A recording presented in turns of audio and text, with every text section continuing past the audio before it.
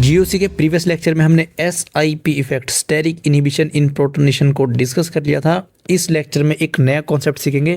तो स्टार्ट करते हैं बेसिसिटी कंपैरिजन। अगर यहाँ पर दो कंपाउंड है A और B, किसकी बेसिसिटी ज़्यादा होनी चाहिए? तो फर्स्ट वाले केस में क्या बोला था, अगर एनिलीन हो, एनिलीन क्या होता है, बेंजीन से लगा हुआ NH2, इसके साइड में ऑर्थो पोजीशन पर कोई सब्स्टिट्यूएंट आ जाए तो वहाँ पर क्या लग जाता है SIP, यानी इसकी बेसिसिटी डिक्रीज हो जाती है। क्योंकि अगर इसको H पॉजिटिव खिलाया तो ये जो हाइड्रोजन बॉन्डिंग से जो बनेगा हमारे पास वो स्टेबल नहीं हो पाएगा। लेकिन अगर B वाले की बात करते हैं तो क्या यहाँ पर भी SIP लगेगा? तो आंसर है नहीं, SIP सिर्फ वही लगता है सिर्फ एनिलीन के केस में। यहाँ पर तो एनिलीन है नहीं, दो हाइड्रोजन को रिप्लेस कर दिया है दो मिथाइल से, तो यहाँ पर कौन सा इफेक्ट लगेगा? एक नया इफेक्ट सीखना है, वो देखना। यहाँ पर जो लोन पेयर है दिख तो ऐसा ही रहा है कि रेजोनेंस में ये इन्वॉल्व है बिल्कुल, लेकिन अगर बात करते हैं ये रेजोनेंस में इन्वॉल्व हो जाए तो इस नाइट्रोजन की हाइब्रिडाइजेशन हो जाएगी sp2, और यहाँ पर ये मिथाइल और ये मिथाइल यानी पूरा जो ये इतना ग्रुप है ये आ जाएगा सेम प्लेन में इस पूरे ग्रुप के साथ में। और अगर sp2 हाइब्रिडाइजेशन वो सेम प्लेन में आता है तो इन दोनों मिथाइल में और इन दोनों मिथाइल में बहुत ज़्यादा क्या होगा, स्टेरिक रिपल्शन, यानी ये कंपाउंड जो है अनस्टेबल हो जाएगा अगर इसकी हाइब्रिडाइजेशन क्या रही sp2। इसी वजह से क्या होता है, ये जो लोन पेयर होता है ये हाइब्रिडाइजेशन में यानी रेजोनेंस में जो है पार्टिसिपेट ही नहीं करता है, ये रहता है sp3 ऑर्बिटल में। उसकी वजह से क्या होता है, इसकी जो शेप होती है वो बन जाती है टेट्राहेड्रल, और ये methyl out of the plane चले जाते हैं, यानी ये रिंग और ये जो पूरा ग्रुप है ये एक प्लेन में नहीं रहते, जिसकी वजह से इन मिथाइल पर जो है स्टेरिक रिपल्शन कम हो जाता है। तो इसकी हाइब्रिडाइजेशन आ जाएगी sp3, और ये तो बिल्कुल रेजोनेंस में इन्वॉल्व रहेगा, इसकी आ जाएगी sp2। और यहाँ पर क्या है, रेजोनेंस में इन्वॉल्व नहीं हो पा रहा है, यानी क्या है रेजोनेंस में रुकावट, इसको हमने पहले भी पढ़ा था। तो ये होता है स्टेरिक इनहिबिशन इन रेजोनेंस, यानी SIR इफेक्ट। तो ये sp3 है, ये sp2 है, और डोनेटिंग डेंसिटी किसकी ज़्यादा होती है, sp3 वाला इजी डोनेट करता है sp2 के कंपेयर में। तो बेसिसिटी की बात करा जाए तो B वाला जो है ज़्यादा बेसिक रहेगा A वाले से। रीज़न क्या है इसका, SIR steric inhibition in resonance. यहाँ से हमको एक चीज़ तो समझ आई कि अगर SIP प्रेजेंट है, स्टेरिक इनहिबिशन इन प्रोटोनेशन, तो जो बेसिसिटी है वो करती है डिक्रीज, और अगर SIR प्रेजेंट है, SIR के होने से जो बेसिसिटी है वो करती है इंक्रीज। तो जहाँ पर भी कंपाउंड में SIR दिखेगा उनका ऑर्डर ज़्यादा रख देंगे बेसिसिटी का, जब क्वेश्चन में कंपेयर करेंगे। SIR वालों को पहले रखना है, SIP वालों को लास्ट में रख देना है। अब SIR की बात करते हैं, ये भी जो है डायरेक्टली प्रोपोर्शनल होता है किसके, बल्कि ग्रुप के। जितना इसके एडजस्टेंट में बल्कि ग्रुप लगेगा, पहले तो याद रखना है एनिलीन पे नहीं लगाना है, यहाँ पर बल्कि ग्रुप लगता रहेगा उतना ही SIR ज़्यादा होता चला जाएगा। फॉर एग्जांपल दो एग्जांपल लेते हैं, यहाँ पर NMe2 और यहाँ पर है मिथाइल, यहाँ पर मिथाइल। सबसे पहले तो यही देखना है क्या यहाँ पर SIP तो नहीं है, तो एनिलीन ही नहीं है तो SIP तो देखना ही नहीं है। दूसरा है NMe2, नाइट्रोजन पर लोन पेयर है, यहाँ पर लगा दिए 3 methyl group, tert butyl group यहाँ पर लग चुका है। अब ये जो है बहुत बल्कि ग्रुप है, ये क्या करेगा, इसकी वजह से और ज़्यादा SIR की वैल्यू इंक्रीज करेगी। जितना ज़्यादा SIR उतना ही उसकी बेसिसिटी, यानी ये वाला जो B, इसको नाम देते हैं इसको A, इसको देते हैं B वाले की बेसिसिटी ज़्यादा रहेगी A वाले से। अब ये डिसाइड कैसे होगा कौन से ग्रुप जो है स्टेरिक हिंड्रेंस क्रिएट करेंगे, कौन से ग्रुप जो है स्टेरिक हिंड्रेंस क्रिएट नहीं करेंगे, उसको मैं लिस्ट बना देता हूँ। जहाँ पर भी आपको स्टेरिक हिंड्रेंस वाले दिखेंगे वहाँ पर आपको SIR बिल्कुल सोचना है, जहाँ पर स्टेरिक हिंड्रेंस नहीं दिखेगा वहाँ पर आपको दूसरी अप्रोच से जो है आंसर निकालना है, जो हमने पढ़े थे कि +M वाले जो है बेसिसिटी को इंक्रीज़ करेंगे और -M या -I वाले बेसिसिटी को डिक्रीज़ करेंगे। तो दो कॉलम बनाते हैं, एक बनाते हैं स्टेरिकली एक्टिव ग्रुप, इसको बोलते हैं SAG, दूसरा बनाते हैं स्टेरिकली इनएक्टिव, कि कहाँ पर हमको स्टेरिक हिंड्रेंस नहीं देखना है, कहाँ पर हमको SIR नहीं लगाना है, इसको क्या बोलते हैं SIG। तो एक्टिव ग्रुप में Cl, Br जो बड़े एटम्स होंगे बेसिकली वही वाले, Sr सल्फर का, SH CH3 मतलब मिथाइल, कोई भी alkyl group, NO2 COH carboxylic acid, ester, जितने भी बड़े ग्रुप हैं NR2, ये सारे कैसे होंगे, स्टेरिकली एक्टिव ग्रुप्स। इनएक्टिव कौन कौन होंगे, जिनका स्मॉल साइज होगा, फ्लोरीन हो गया। बेसिकली कौन से होंगे, ये सेकंड पीरियड के होंगे। फ्लोरीन का स्मॉल साइज है NH2, OH, hydrogen, deuterium, tritium, और एक और लिखना OCH3। ये भी कैसा रहेगा, स्टेरिकली इनएक्टिव ग्रुप। वैसे तो पार्शियल स्टेरिकली एक्टिव रहता है, पर क्वेश्चंस में इसको हम इनएक्टिव मानकर ही अप्रोच करेंगे। तो अब अगर क्वेश्चन आ जाए, यहाँ पर लग जाएगा NMe2 और दूसरी जगह यहाँ पर लगा देंगे NH2 और इधर भी लगा देंगे NH2, NMe2, यहाँ पर कोई Cl लगा दिया, इधर भी Cl लगा दिया। अब कहाँ पर SiR होगा, हम इसकी मदद से देख सकते हैं। स्टेरिकल एक्टिव ग्रुप Cl जो है SAG ग्रुप है और NH2 कैसा है, SIG यानी इनएक्टिव है। तो यहाँ पर जो हमको SIR इफेक्ट नहीं देखने के लिए मिलेगा, इस वाले में बिल्कुल SIR होगा। और SIR होने से बेसिसिटी इंक्रीज करती है, यानी जो B वाला है वो ज़्यादा बेसिक होगा A वाले से। अब अगर कंपैरिजन आ जाए, यहाँ पर NMe2 और यहाँ पर फ्लोरीन, दूसरा यहाँ पर NMe2 फ्लोरीन पैरा पोजीशन पर, और थर्ड NMe2 यहाँ पर फ्लोरीन पैरा पोजीशन पर, यानी A, B और C। तो बेसिसिटी का ऑर्डर क्या रहेगा, SAG ग्रुप तो है नहीं फ्लोरीन, यानी स्टेरिक हिंड्रेंस तो लगाएगा नहीं, और स्टेरिक हिंड्रेंस नहीं लगाएगा तो हमको SIR steric inhibition in resonance को भी नहीं सोचना है। सबसे पहले तो क्या चेक करना है, एनिलीन तो नहीं है, एनिलीन तो है नहीं, अब हम SIR चेक कर सकते हैं। फ्लोरीन लगाएगा नहीं तो हमको क्या करना है, फ्लोरीन जो है -I इफेक्ट से नाइट्रोजन की इलेक्ट्रोनेंसी को विड्रॉ करेगा। हाइड्रोजन का -I काफ़ी ज़्यादा डोमिनेट करता है +M से, इसलिए हम सिर्फ -I को ही चेक करेंगे। तो सबसे ज़्यादा इलेक्ट्रॉन विड्रॉइंग कहाँ से होगी, जहाँ पर ऑर्थो पोजीशन पर F लग चुका है, यहाँ पर -I सबसे ज़्यादा होगा क्योंकि डिस्टेंस डिपेंडेंट इफेक्ट है, ये तो हमने इतनी बार पढ़ ही लिया है। तो इसकी बेसिसिटी सबसे लीस्ट होगी। फिर मेटा वाले में जो है -I का इफेक्ट ज़्यादा रहेगा पैरा वाले से, तो पैरा वाला सबसे लास्ट सेलेक्ट, यानी सबसे बेसिक कौन सा होगा, पैरा वाला ही, CBA, ये हो जाएगा करेक्ट बेसिसिटी का ऑर्डर। अब बेसिसिटी को आगे बढ़ाते हैं और अमीन फंक्शनल ग्रुप में एक बेसिसिटी ऑर्डर और चेक करते हैं। यहाँ पर है नाइट्रोजन, कोई भी R ग्रुप, दूसरा R ग्रुप और तीसरा R ग्रुप। नाइट्रोजन पर रहेगा लोन पेयर। नाइट्रोजन जो हाइब्रिडाइजेशन है वो यहाँ पर sp3 है, और ये जो लोन पेयर है ये भी कौन से ऑर्बिटल में है, sp3 ऑर्बिटल में। अगर आपने केमिकल बॉन्डिंग का याद हो तो NH3 में क्या था, इन्वर्जन था, वॉल्डन इन्वर्जन जो है वो शो कर रहा था। वो कैसे होता है कि जो लोन पेयर है ये sp3 में ना होकर चेंज चला जाएगा, किस में चला जाएगा, p ऑर्बिटल में। और जब ये p ऑर्बिटल में जाएगा तो मॉलिक्यूल की जो हाइब्रिडाइजेशन है वो भी चेंज हो जाएगी, वो बन जाएगी sp2। अब नाइट्रोजन यहाँ पर sp2 है, और ये जो लोन पेयर प्रेजेंट है ये जो है p ऑर्बिटल में जा चुका है। अब p ऑर्बिटल की वजह से इसकी जो ज्योमेट्री है ये हो चुकी है प्लेनर, और ये जो लोन पेयर है अब ये कैसा हो चुका है, स्टेरिकली इनएक्टिव, यानी अब ये इन ग्रुप्स पर कोई भी रिपल्शन नहीं लगा पाएगा। इसलिए शेप कैसी हो पा रही है, sp2 फॉर्म हो रही है। फिर क्या होगा, थोड़ी देर बाद ये वापस से चला जाएगा sp3 में, और इस बार कैसे होगी, नाइट्रोजन इन्वर्जन हो जाएगा। पहले जो जैसे अम्ब्रेला की शेप पढ़ते हैं, ओपन वाला क्लोज वाला, ये तो केमिकल बॉन्डिंग में अच्छे से पढ़ रखा होगा। लोन पेयर वापस से चला जाएगा sp3 ऑर्बिटल में, नाइट्रोजन की हाइब्रिडेशन चली जाएगी sp3। तो ये जो इन्वर्जन हो रहा है अब ये बहुत बार होता है, शायद 1 सेकंड में कुछ 10 की पावर 5 यानी 10 लाख बार ये कुछ इन्वर्जन हो जाता है 1 सेकंड में। तो इन्वर्जन तो बहुत ही फास्ट होता है। इस इन्वर्जन से क्या दिक्कत होती है कि अगर सामने प्रोटोन डाले तो जैसे ही प्रोटोन इसके पास जाएगा तब तक लोन पेयर चेंज हो जाएगा।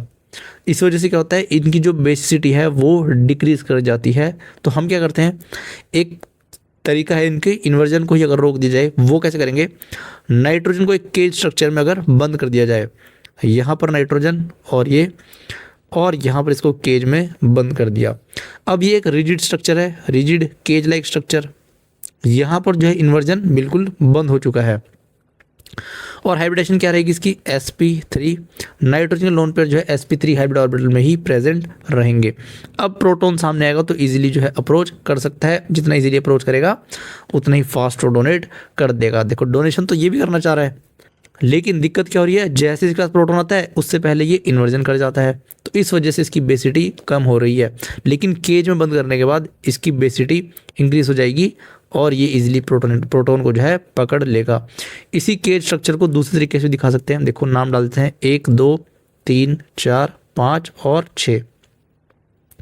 इसको 6 मेंबर की रिंग ऐसे भी दिखा सकते हैं, 1 2 3 4 5 और 6। देखो 4 और 1 के बीच में 2 कार्बन की रिंग है, 1 2 और यहाँ पर, यानी 2 कार्बन की चेन है रिंग। तो 1 2 3 4 5 6 मेंबर की रिंग ये भी है, तो ऐसे भी दिखा सकते हैं इसको। और यहाँ पर रहेगा नाइट्रोजन का लोन पेयर, और जब प्रोटॉन को एक्सेप्ट कर लेगा नाइट्रोजन पर आ जाएगा पॉजिटिव। हाइब्रिडेशन इसकी क्या रहेगी, sp3 ही रहेगी जब ये हाइड्रोजन को पकड़ भी लेगा। तो अगर नॉर्मल कंपैरिजन करते हैं दोनों कंपाउंड में, एक तो इसमें और दूसरा ये जो एल्काइल ग्रुप था इसमें अगर कंपैरिजन किया जाए, इसको नीचे लेके आता हूँ। हाँ, तो इसको नाम देंगे A और इसको नाम देंगे B। तो यहाँ पर इन्वर्जन है, इस वजह से इसकी बेसिटी कम हो रही है। B वाले में इन्वर्जन जो है ख़त्म हो चुका है। दोनों ही कैसे हैं, टर्सरी अमीन है, लेकिन यहाँ पर इन्वर्जन ना होने के कारण, वर्ल्ड इन्वर्जन ना होने के कारण इसकी बेसिटी इंक्रीज कर रही है। इस बात को भी ध्यान रखेंगे। क्वेश्चन जो है किसी भी टाइप का एग्जाम में आ सकता है, हमको अपनी पूरी प्रिपरेशन करनी है, हर टाइप के क्वेश्चन हमको आने चाहिए। और यहाँ एक बात बतानी रह गई, जो ये SAG स्टेरिकली एक्टिव ग्रुप है, ये दोनों SIP और SIR दोनों में ही काम आएंगे सेम रूल के साथ। फॉर एग्जांपल अगर यहाँ पर ले लिया जाए, यहाँ पर है NH2 और यहाँ पर लगा दूंगा मैं OH, तो यहाँ पर ये SIP नहीं लगाएगा, SIP वाला कॉन्सेप्ट नहीं लगेगा, क्योंकि ये जो स्मॉल ग्रुप है और हमको क्या चाहिए, सिर्फ बल्कि ग्रुप ही चाहिए। यहाँ देखो ये OH है, ये SIP नहीं लगाएगा, ना ही ये SIP लगाएगा, ना ही ये SIR लगाएगा। तो अगर इन दोनों में कंपैरिजन आ जाए, फॉर एग्जांपल यहाँ पर आ जाए NH2 और OH, इसको मैं हटा देता हूँ, और दूसरा कंपैरिजन आ जाए NH2 और यहाँ पर CH3, तो पहले तो दोनों ही केस में क्या है, एनिलीन है, और एनिलीन में हम जो है SIP सोचते हैं, SIR नहीं सोचते। तो ये स्मॉल ग्रुप है, इसकी वजह से SIP नहीं लगेगा, लेकिन ये बल्कि ग्रुप है और यहाँ पर बिल्कुल SIP लगेगा। और SIP के होने से क्या हो रहा है, बेसिसिटी डिक्रीज हो रही है, यानी A वाला कंपाउंड है ज़्यादा बेसिक रहेगा B वाले से। इस बात को ध्यान रखेंगे। ये मैंने SIR में तो करा दिया, लेकिन SIP में रह गया, तो ध्यान रखना। ये सारे ग्रुप जो हैं SIP और SIR दोनों में एक्टिव और इनएक्टिव की बात यहाँ पर करी गई है। अब हमने बेसिटी कंपैरिजन कर ली है अमीन्स में, पहले लिखते हैं अमीन्स में कर ली है, दूसरी हमने एरोमेटिक अमीन्स में भी कर ली है, एरोमेटिक अमीन्स। थर्ड जो हमको चेक करना है वो है एमिडीन्स, और इसी के साथ हम चेक कर लेंगे एमाइड में भी। तो एमिडीन्स क्या होता है, यहाँ पर कोई कार्बन चेन होगी, डबल बॉन्ड NH, यहाँ पर भी NH। अब यहाँ पर जरूरी नहीं है H हो सकता है कोई एल्काइल ग्रुप हो, कोई R ग्रुप हो सकता है, इसको A बोल देते हैं। यहाँ पर कौन सा नाइट्रोजन जो डोनेट करेगा, इस नाइट्रोजन के पास भी लोन पेयर है, इसके पास भी लोन पेयर है, लेकिन ये वाले जो लोन पेयर है इन्वॉल्व है कॉन्जुगेशन में, यानी कि ये इधर और इस नाइट्रोजन पर बन जाएगा नेगेटिव, CH3 NH नेगेटिव और यहाँ पर NH पॉजिटिव। तो इस नाइट्रोजन पर जो इलेक्ट्रॉन डेंसिटी हाई है, यानी अगर H पॉजिटिव आएगा तो यही नाइट्रोजन जो है डोनेट कर देगा। या तो आप ऐसे चेक कर लो, या फिर आप क्या करो, इसको डोनेट करा कर देख लो, यहाँ पर आ जाएगा पॉजिटिव। अब ये पॉजिटिव चार्ज स्टेबल नहीं बन पा रहा है, इस वजह से क्या होगा, लेकिन अगर यहाँ पर हमने H पॉजिटिव बना दिया, नाइट्रोजन पर पॉजिटिव आ चुका है, तो ये पॉजिटिव रेजोनेंस से स्टेबलाइज है। आप जो मर्जी मेथड से यूज़ कर सकते हो। नाइट्रोजन इधर, इसकी इलेक्ट्रॉन डेंसिटी ज़्यादा, इसलिए इस पर नेगेटिव, और जिस पर ज़्यादा इलेक्ट्रॉन डेंसिटी वही जो है एसिड को पकड़ेगा। साथ में एक कंपैरिजन कर लेते हैं एमाइड्स का भी। C double bond ONH2। अब यहाँ पर भी सेम ही कॉन्सेप्ट है, जो नाइट्रोजन के लोन पेयर हैं वो जो इन्वॉल्व है कॉन्जुगेशन में ऑक्सीजन पर जनरेट करेंगे नेगेटिव चार्ज। देखो ये इधर ये इधर, और ऑक्सीजन पर आ चुका है नेगेटिव। जैसे एमिडीन के केस में था, नाइट्रोजन पर आ रहा है नेगेटिव और इस नाइट्रोजन पर आ जाएगा पॉजिटिव। अगर इसका रेजोनेटिव स्ट्रक्चर ही बना लेते हैं, CH3CO- double bond NH2 positive. तो यहाँ से क्या है, नाइट्रोजन पर नेगेटिव था यही डोनेट कर रहा था, और यहाँ पर भी ऑक्सीजन पर नेगेटिव है यही डोनेट करेगा। तो कंपैरिजन कैसे करेंगे, दोनों में कौन बेटर डोनेटिंग, किसकी मतलब डोनेशन टेंडेंसी ज़्यादा रहेगी, नाइट्रोजन पर नेगेटिव या फिर ऑक्सीजन पर नेगेटिव। अगर हम बात करते हैं इलेक्ट्रोनेगेटिविटी की, तो ऑक्सीजन की इलेक्ट्रोनेगेटिविटी ज़्यादा रहती है नाइट्रोजन से, और जितनी इलेक्ट्रोनेगेटिविटी ज़्यादा होगी उतना ही डोनेशन उसका कम होगा। यानी कि अगर H पॉजिटिव आया तो नाइट्रोजन इजीली डोनेट कर पाएगा। देखो डोनेट तो ऑक्सीजन भी करेगा, लेकिन जब कंपैरिजन हो रहा है तो नाइट्रोजन इजीली डोनेट कर पाएगा H पॉजिटिव को अपने electrons as compare to oxygen. यानी एमिडीन्स और एमाइड्स में एमिडीन ज़्यादा बेसिक होंगे। ये वाला पार्ट जो है ज़्यादा बेसिक रहेगा। इसको अलग कलर से दिखा देता हूँ। ये एमिडीन ज़्यादा बेसिक रहेगा एमाइड फंक्शनल ग्रुप से। आई होप यहाँ तक कोई डाउट नहीं होगा, ये भी कॉन्सेप्ट आपको इजीली समझ आ गया होगा। कहीं कोई डाउट होगा तो बिल्कुल आप कमेंट सेक्शन में पूछ सकते हैं। फिफ्थ जो बेस है वो है ग्वानिडीन। यहाँ पर CH की जगह क्या होगा, नाइट्रोजन ही होगा, इधर भी नाइट्रोजन, और यहाँ पर डबल बॉन्ड NH2। फिर से सेम सवाल, कौन से नाइट्रोजन से मैं पहले प्रोटोनेशन कराऊँ। इनके पास लोन पेयर है, सबके पास वैसे तो लोन पेयर है, लेकिन ये जो है रेजोनेंस में इन्वॉल्व है और इस नाइट्रोजन की इलेक्ट्रोडेंसिटी को काफ़ी ज़्यादा ये इंक्रीज कर देंगे। यानी H पॉजिटिव आएगा और ये नाइट्रोजन इजीली अटैक कर पाएगा। और ग्वानिडीन बेस याद रखना, जहाँ भी ऑप्शन लिखे सबसे ज़्यादा बेसिक रहता है ग्वानिडीन, फिर आएगा एमिडीन, उसके बाद एलिफेटिक अमीन, और उसके बाद एरोमेटिक अमीन, एलिनीन वाले एरोमेटिक अमीन, और सबसे लास्ट में एमाइड्स जो है सबसे पुअर बेसिस हैं। और इनऑर्गेनिक बेसिस की बात करें KOH और NaOH, ये तो इनऑर्गेनिक बेसिस तो कंपेयर भी नहीं कर सकते हम, ऑर्गेनिक से इतने ज़्यादा बेसिक होते हैं। यानी NaOH हो गया, KOH हो गया, ये तो बहुत ही ज़्यादा बेसिक है। हम सिर्फ कंपेरिजन कहाँ कर रहे हैं, ऑर्गेनिक बेसिस में। अगर इनऑर्गेनिक बेसिस की बात हो, इनऑर्गेनिक बेसिस ज़्यादा बेसिक होते हैं ऑर्गेनिक बेसिस से। ये तो बहुत ही माइनर बेस हैं, असली बेस तो यही है, इसलिए रिएक्शन में ज़्यादातर यही वाले बेस यूज़ होते हैं। क्वेश्चन में तो बस ये बेसिसिटी का कंपैरिजन के लिए हमको इतना सब पढ़ना पड़ता है। अब एक एग्जांपल और देखना, यहाँ से एक टाइप का बेस और पता लगेगा। नाइट्रोजन पे लोन पेयर है, इधर मिथाइल ग्रुप इधर methyl group, methyl steric hindrance भर भर के है। यहाँ पर लोन पेयर है, आपस में भी क्या होगा, स्टेरिक रिपल्शन होगा। दोनों ही क्या होंगे, रिपेल कर रहे होंगे, क्योंकि दोनों ही लोन पेयर हैं, इलेक्ट्रॉन रिच स्पीशीज है। तो इनसे पूछते हैं कि आप क्या एसिड बेस की तरह एक्ट करोगे। तो इनका रिजल्ट क्या रहेगा कि इसकी जो स्टेरिक हिंड्रेंस है इतनी ज़्यादा है, अगर इसको एसिड मिल जाए, H पॉजिटिव का सोर्स मिल जाए, यहाँ पर लगा दिया H पॉजिटिव, तो जो है फटाफट से ये इस एसिडिक H को पकड़ लेता है और क्या बनता है, NH यहाँ पर पॉजिटिव। और ये जो दूसरा नाइट्रोजन का लोन पेयर है, ये जो है इस हाइड्रोजन के साथ में हाइड्रोजन बॉन्डिंग कर सकता है। अब जो लोन पेयर के बीच में रिपल्शन हो रही थी वो एक अट्रैक्शन फोर्स में कन्वर्ट हो चुकी है, जैसे यहाँ पर हाइड्रोजन को इसने पकड़ा है। रीज़न क्या है, हाइड्रोजन बॉन्डिंग। इसने जो है हाइड्रोजन बॉन्डिंग ने स्टेरिक रिपल्शन को बिल्कुल ही ख़त्म कर दिया है। ऐसे बेसिस को बोलते हैं सुपर बेसिस।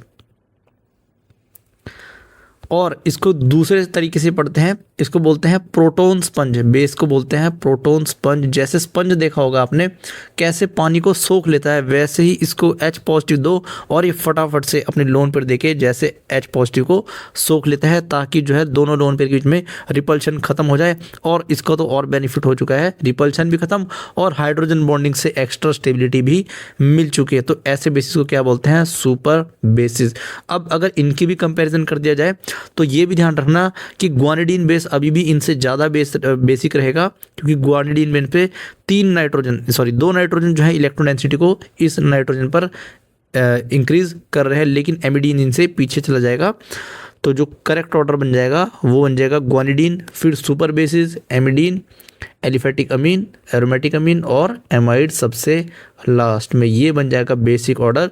और इनऑर्गेनिक बेसिस तो अभी भी इन सबसे ज़्यादा ऊपर ही रहेंगे बेस की कैटेगरी में। आई होप ये कॉन्सेप्ट भी इजीली समझ आएगा कि हाइड्रोजन बॉन्डिंग H पॉजिटिव को पकड़ने से कैसे जो है स्टेरिक रिपल्शन कम हुआ और हाइड्रोजन बॉन्डिंग से एक्स्ट्रा स्टेबिलिटी भी इसको मिल गई है।